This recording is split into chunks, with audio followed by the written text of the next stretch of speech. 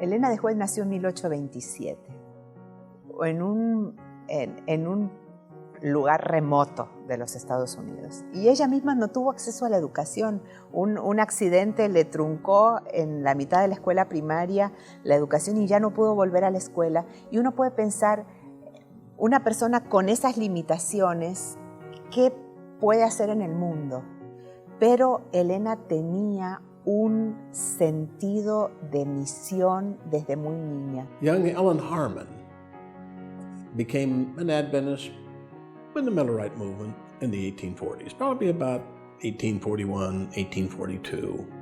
Very sensitive young child, but she really wanted to understand the Bible.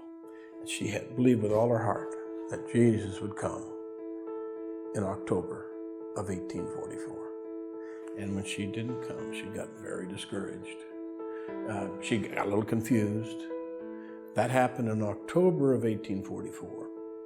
2 months later, in December of 1844, she was praying with 3 or 4 other women and young ladies, and she had a vision from God that told her about the journey of the Adventist people, and that was the beginning of a ministry that would last 70 years, that would continually point people to Jesus, continually point people back to the Bible, and would help people understand the great conflict at the end of time, described in the book of Revelation. She called it the Great Controversy. So Ellen White, in many ways, was a guide to the Seventh-day Adventist Church. Interestingly enough, none of the doctrines that Seventh-day Adventists hold came from Ellen White. They all came from Bible study. She did play a more active role in the development of Adventist lifestyle, with her vision on health reform in 1863, and her guidance of Adventist education. Ellen White had a great burden, and it was not just her burden, it was what God placed on her shoulders and in her mind to help the church develop in so many different ways. Education was absolutely key and fundamental to how the church was to progress, especially dealing with young people and helping them to focus their attention on things that are eternal, things that are positive, things that are biblical, and not allow the world around them to squeeze them into its mold.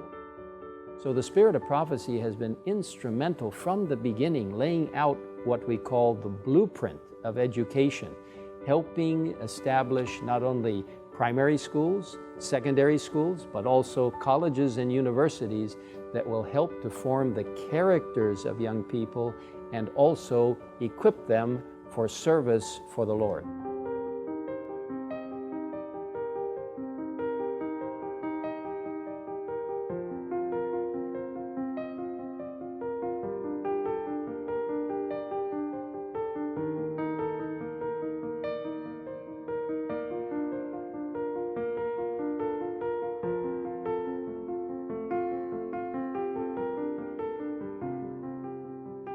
Mujer, madre, profetisa. Una escritora que publicó más de 40 libros que impactan aún hoy la vida de millones de personas alrededor del mundo. Guía y consejera en el desarrollo y la organización de la Iglesia Adventista del Séptimo Día, Elena de White fue también una pieza fundamental en el establecimiento de las bases firmes que garantizaron el crecimiento y la eficacia de la educación adventista a través del tiempo.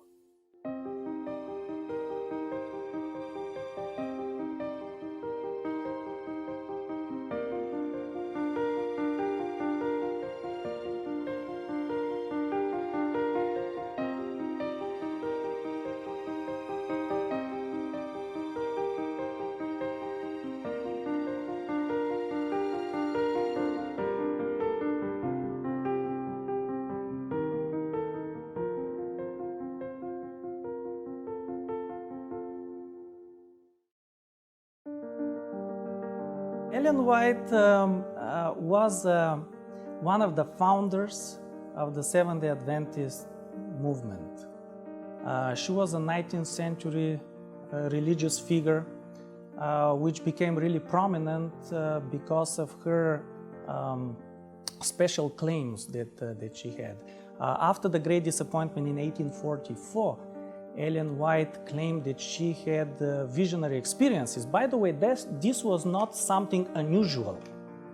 These charismatic visionary experiences were something that the 19th century Christians saw. It was not something, whoa, she's having visions. The first vision that she had, she was about 17. Can you imagine a sick little girl having a vision and going out and telling grown men? Now, this is 19th century America. Girls, women didn't speak in public. Actually, they were beginning to, but this was pretty adventurous. And for a girl, particularly such a scrawny little, tiny little, sick little girl, to saying, God talks to me. that was pretty serious. And so it wasn't easy for people to accept this. But as they began to see what she was saying, as they began to compare it with Scripture, and to see that, hey, she really does have a message from God. That began her work for the Lord. It was not a work that she really wanted. In fact, she didn't want to do it first, and the Lord encouraged her to do that. In fact, the Lord had called 2 other men to do the work, and they refused. And the Lord said that He would go to the weakest of the weak, which, of course, the role of women in those days was not very good.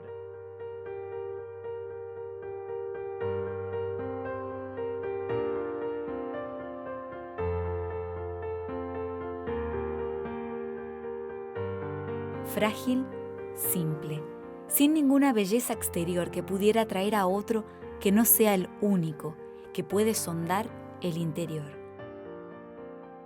A pesar de todo mal pronóstico, Helena de White decidió ponerse en las manos del Dios al cual amaba, su amigo, compañero, aquel que podía hacer de sus fragilidades fortalezas y de su dependencia de él una oportunidad para transformar el mundo.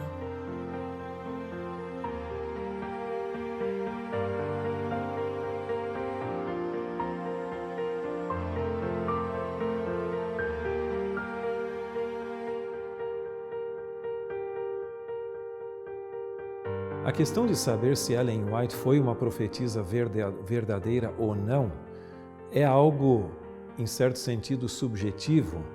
Não é como A mais B igual a C.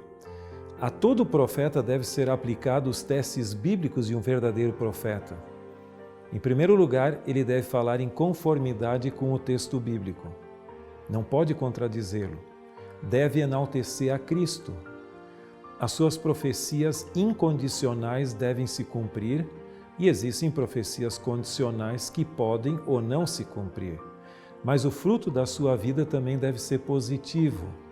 Então, analisando a vida, obra de Ellen White da perspectiva dos testes bíblicos de um profeta, chega-se à conclusão de que ela os cumpre plenamente. Ellen White, as she has always said, was God's messenger.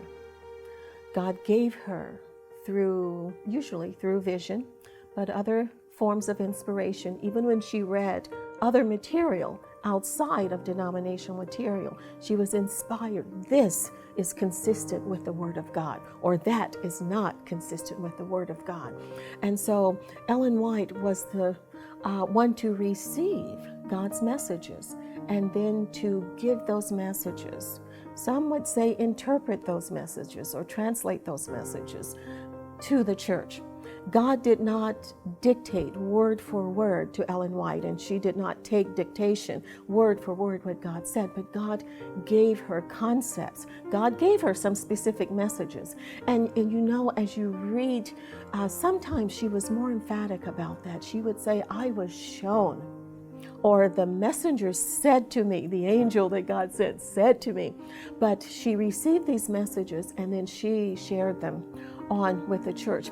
Beyond that, she was also a counselor, which is a little different than just reporting the message. She gave counsel, she gave advice. She drew on her spirit of discernment and the wisdom that the Lord had given her to understand how to apply the messages that the Lord had given. The Lord talked about modesty, but what does that mean every day on our feet on this ground? And so she gave some interpretation and some advice. And there were times that it was a little more than that. She had to identify error, and she had to call it by its name. So she had sort of a broad role.